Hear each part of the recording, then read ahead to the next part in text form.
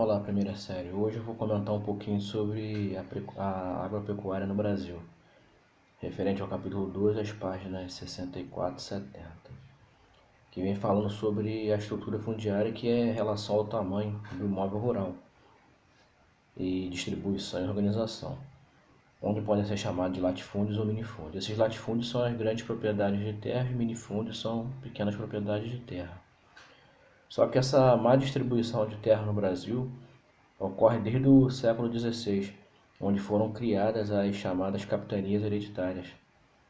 onde o donatário tinha um lote de terra muito grande, que eram esses latifúndios, e esse donatário resolveu dividir e criar lotes menores, chamados de seis-marias, que durou até 1820, quando foram suspensas, sem nenhuma substituição, onde os poceiros passaram a ocupar essas terras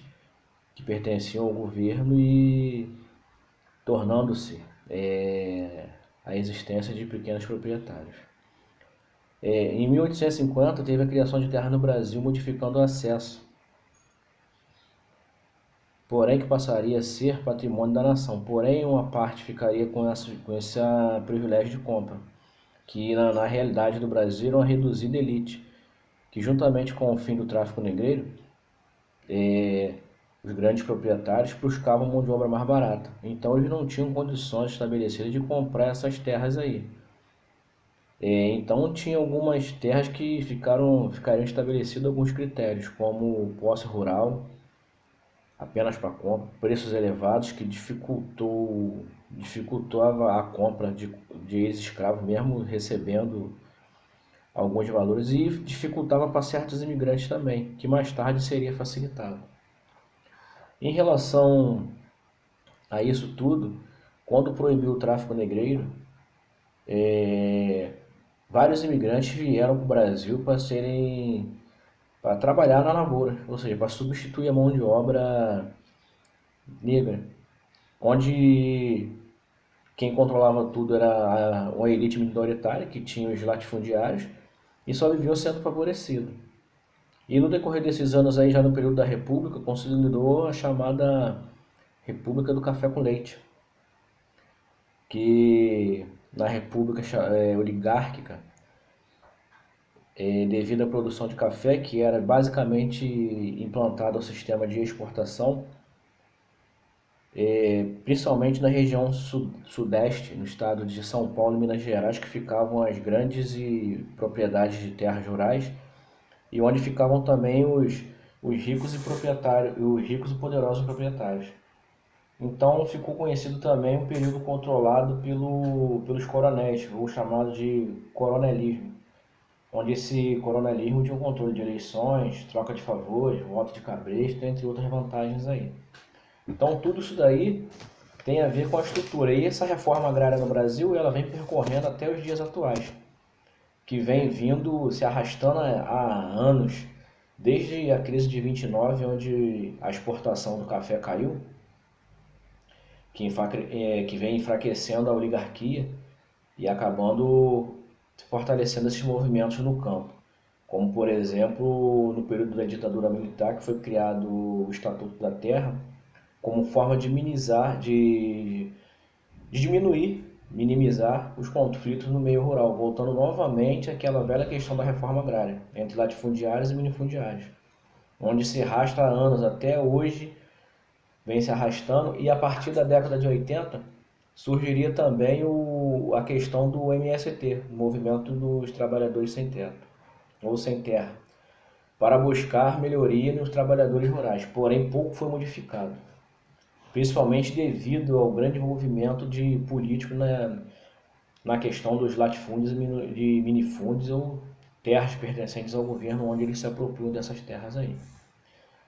Com tudo isso daí, nos anos 70 iniciava-se no Brasil o processo da Revolução Verde, que é a modernização do campo. E essa modernização do campo, consequência dela, é vir aumentar o êxodo rural, basicamente economia de exportação, fazendo com que o produto daqui fique mais caro, porque a intenção é vender para o exterior, ou os produtos melhores vão para o exterior, e aumentando com essa modernização também, acaba aumentando o desemprego no campo e fazendo com que o êxodo rural seja cada vez maior. Também ocorreu no governo militar a chamada fronteira agrícola, que foi a expansão do agronegócio para a região norte e centro-oeste, com praticamente sem questões ambientais, baixo custo, e tendendo terras cada vez mais baratas. Só que tinha alguns poréns que deveriam ser consertados, como por exemplo, correção do solo, planificação de terreno, sementes modificadas e principalmente mecanização, como hoje a região centro-oeste e parte da região norte são grandes produtores de soja, trigo, até trigo, milho, entre outras coisas aí. E com isso o governo incentivou criando rodovias como a Cuiabá, Santarém, Belém, Brasília, entre outras aí. E em 85 foi lançado um novo programa de reforma agrária, mais um, que previa a regularização de inúmeras propriedades de minifundiários. Então, se a gente for analisar, o problema da Amazônia não é de hoje, de 10, 15, 20 anos para cá. A Amazônia vem sendo ocupada desde a época da ditadura militar. E a tendência só vem aumentando com o decorrer dos anos. Então, o governo, na década de 90, um novo acordo, uma nova lei agrária surgiu em relação aos seus imóveis agrários, que seria de acordo com o seu tamanho, sendo chamado de módulo fiscal. Esse módulo fiscal, o tamanho dele, que poderia ser de 10 mil metros quadrados, 15 mil, 20 mil, seria estabelecido pelo município. O município que ia definir qual era o real tamanho de um módulo